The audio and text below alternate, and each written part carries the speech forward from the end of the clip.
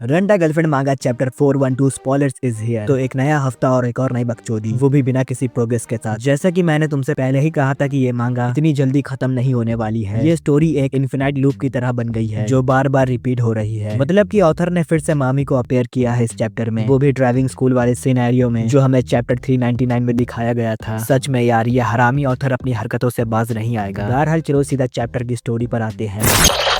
Chapter की शुरुआत में हमें ड्राइविंग स्कूल का सीन दिखाते हैं जहाँ पर काजिया ड्राइविंग सीख रहा था और उसके आगे वाली कार में ही मामी भी ड्राइविंग सीख रही थी और काजिया मामी को घूरने लगता है, जिसकी वजह से इंस्ट्रक्टर काजिया से कहता है, मिस्टर किनोशिता रोड पर ध्यान दे वरना आपकी छिनारी के चक्कर में मेरे भी लौड़े लग जाएंगे, मतलब उनका एक्सीडेंट हो जाएगा। बहरहाल फिर हमें रिसेप्शन का सीन दिखाते हैं जहाँ पर काजिया पानी पी रहा था और पानी पीते हुए वो अपने मन में कहता है, मामी आज भी यहाँ आई है, लेकिन क्यों? हमारे ज्यादातर लेक्चर्स का समय भी सेम ही है, जब भी मैं क्लास में आता हूँ वो वही होती है। मैं उससे कुछ बार मिल चुका हूँ, क्या उसने मेरा शेड्यूल कॉपी किया है? शायद यहाँ आके मुझे लगता है कि यहाँ आना कम लोनली है, लेकिन इसका मतलब ये है कि वो मुझसे नफरत नहीं करती है ना? मुझे नहीं लगता कि वो मुझे पसंद करती है। अगर कुछ कहूँ तो ये ऐसा लगता है कि वो नहीं बेवकूफ मत बनो। क्या तुम्हें अंदाजा है कि तुमने कितनी बड़ी मुसीबत खड़ी कर दी है? मेरा दिमाग आसमान में है, मेरा बेवकूफ दिमाग बेवकूफी भरे ख्यालों से भरा हुआ है। मुझे बेवकूफी करना बंद करके अपना एप्लीकेशन फॉर्म भर देना चाहिए। इसके बाद काजिया एक सोफे पर बैठकर अपना फॉर्म फिल करने लगता है और क्वेश्चन पढ़कर काजिया घबराते हुए कहता है, अरे यार ये तो बहुत मुश्किल है, या यूं कहूँ कि ये परेशान करने वाला है। मैं जो चाहूँ वो नहीं लिख सकता हूँ, भला मुझे कैसे पता चलेगा कि मैं किस तरह का इंसान हूँ? इसमें लगभग 20 क्वेश्चन है। क्या मुझे उन सभी कंपनीज के लिए ये लिखना होगा जिसमें मैंने अप्लाई किया है? शायद यहीं पर मुझे अपनी खूबियां दिखानी चाहिए। मैं अपनी नौकरी की तलाश के बारे में मिजुहारा को अच्छी खबर देना चाहता हूँ, लेकिन मुझे लगता है कि मैंने कॉलेज में अपना पूरा समय बस प्यार में ही गुजार दिया है। आखिर मेरी असली खूबियां क्या है? इसके बाद हमें दिखाते हैं कि मामी अचानक से आकर उसके पीछे बैठ जाती है और उसे देखकर काजिया हैरान हो जाता है। फिर काजिया उसे हेलो बोलता है और अपने मन में कहता है, इसने मुझे चौंका दिया, मैंने इसे देखा ही नहीं। फिर मामी उससे पूछती है, क्या ये जॉब एप्लीकेशन है? काजिया इस पर कहता है, ओह हाँ। फिर मामी उससे कहती है, ये काफी थकाने वाला होता है, तुम किस तरह के इंसान हो? तुम्हारी खूबियां क्या है? मुझे लगता है कि इसका जवाब उन्हें ही मुझे बताना चाहिए। इस पर काजिया अजीब तरीके से हंसते हुए हाँ बोलता है। फिर काजिया मामी से पूछता है, क्या तुम भी नौकरी की तलाश में हो? इस पर मामी कहती है, वाजिब हद तक हाँ। फिर काजिया से पूछता है, तुम खुद को प्रमोट करने के लिए क्या लिखोगी? मामी इस पर कहती है, शायद मैं कीबे की बिजनेस के बारे में लिखूंगी, क्योंकि मैं मीडिया या एजेंसीज में नौकरी पाने की कोशिश कर रही हूँ। मुझे लगता है कि इससे अच्छा इंप्रेशन पड़ सकता है। यह सुनकर काजिया अपने मन में कहता है, ये बात समझ आती है। कीबे ने कहा था कि मामी बहुत मेहनत कर रही है। इससे मुझे नोटिस हुआ कि समय कितनी जल्दी बीत गया। हमारे साथ रहने को 2 साल बीत चुके हैं। उस समय मुझे नहीं लगा था कि हम दोनों में से कोई भी फ्यूचर के बारे में सीरियसली सोच रहा था। हमें बिल्कुल भी अंदाजा नहीं था कि 2 साल बाद हम कहाँ होंगे। मामी भी वाकई में काफी समझदार हो गई है। इसके बाद काजिया मामी से कहता है, मुझे पता है कि तुम ठीक करोगी, मैं जानता हूँ कि तुम ये कर लोगी। मुझे लगता है कि तुम वाकई में कई चीजों के मामले में एक काबिल इंसान हो। ये सुनकर मामी मुस्कुराते हुए कहती है, अब ये सब किस बारे में है? उसको मुस्कुराता हुआ देखकर काजिया अपने मन में कहता है, मैंने काफी समय बाद उसे मुस्कुराते हुए देखा। मुझे लगता है कि वो मुझसे नफरत नहीं करती है, फिर भी मैंने उसके साथ बहुत कुछ झेला और इसे काफी परेशानी भी दी है। इसके साथ ऐसे नॉर्मल तरीके से बात कर पाना मेरे लिए बहुत मायने रखता है। खैर इतना सब होने के बाद भी मुझे अभी तक नहीं पता कि उसके दिमाग में क्या चल रहा है। मैं बस इतना जानता हूँ कि वो क्यूट है। खैर मुझे 11 जुलाई की तैयारियों पर ही अपना फोकस रखना होगा। फिर काजिया को मिजुहारा की वो बात याद आती है जब उसने कहा था कि तुमने ऐसा क्यों कहा कि तुम मुझसे प्यार करते हो। इस बारे में सोचकर काजिया कहता है, मुझे लगता है कि ये क्वेश्चन काफी इंपॉर्टेंट है। प्यार का सवाल, या यूं कहूँ कि इस समय मैं क्या कर सकता हूँ जिससे मिजुहारा को यकीन हो जाए कि उसके लिए मेरी फीलिंग सच्ची है। खैर इस बारे में अकेले बैठकर परेशान होने से मुझे कुछ हासिल नहीं होगा। मेरे ख्याल से मुझे एडवाइस लेनी चाहिए। इसके बाद हमें मिनी का सीन दिखाते हैं जो किसी का इंतजार कर रही थी और साथ में वो अपने मन में कहती है, मैं मिलने के टाइम से 5 मिनट पहले ही आ गई हूँ, लेकिन मुझे लगता है कि मैं अभी भी यहाँ अकेली हूँ। खैर मुझे पता है कि चीजें कितनी बिजी हो सकती है, मैंने पहले ही हमारी रिजर्वेशन करा दी है, ये परफेक्ट है। इसके बाद मिनी को काजुया की वो बात याद आती है जब उसने रूका के साथ जो हुआ उसके बारे में उसे बताया था और इस पर मिनी कहती है, जब मैंने पहली बार ये सुना तो मुझे हैरानी हुई, मास्टर इतने आगे चले गए, लेकिन अब ऐसा लग रहा है कि वो बहुत उदास हो गए हैं और लगता है कि वो सबको छोड़ने के लिए तैयार है। बेशक उन्होंने जो किया वो सही नहीं था, लेकिन लगता है कि रूका ने काफी जोर जबरदस्ती की थी और ये भी सच है कि चिजरू इस सब में पूरी तरह से निर्दोष नहीं है। फिर भी क्या रूका सच में इस बारे में चुप रहेगी? अगर उसने चिजरू को इसके बारे में बता दिया होता तो मुझे लगता है कि कुछ तो पहले ही हो चुका होता। फिर भी मास्टर भी इस बारे में ज्यादा कॉन्फिडेंट नहीं लग रहे थे। इसके बाद हमें दिखाते हैं कि मिनी जिसका इंतजार कर रही थी वो शख्स आ गया था और वो कोई और नहीं बल्कि हमारी मिजुहारा थी। मिजुहारा मिनी को देखकर कहती है, माफ करना मुझे आने में देर हो गई। फिर मिनी उससे कहती है, कोई बात नहीं, चलो चलते हैं। रॉयल हिल्स रिफ्यूजीज की लड़कियां साथ हैं, बस एक लड़के यानी काजिया की कमी है। और इसी सीन के साथ ये चैप्टर खत्म हो जाता है। देखो मुझे माफ करना कि इस वीडियो में कोई आउटरो नहीं है। असल में मैं अपने पर्सनल रीजन की वजह से थोड़ा परेशान हूँ, तो यार हो सके तो मुझे माफ करना। तो गालियों वाला सेगमेंट तुम्हें अगली वीडियो में मिलेगा, तो बस वीडियो को लाइक करके चैनल को सब्सक्राइब कर देना। मैं मिलूंगा तुमसे नेक्स्ट वीडियो पे, तो बाय बाय।